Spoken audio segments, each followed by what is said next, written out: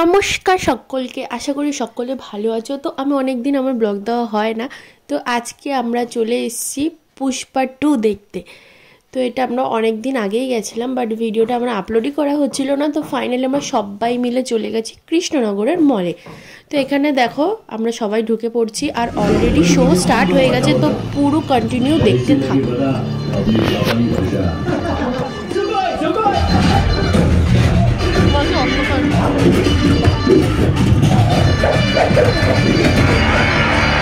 सात आसमान पर हो या सात समंदर पार हो, पूरे करने का मशहूर मशहूर मशहूर मशहूर।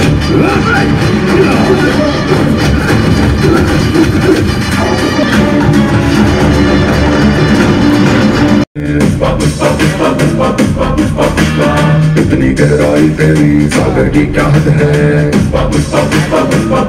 चिड़िया जैसे कांपती रहती है, ऐसे दूर हो तो कैसे जीतेगा।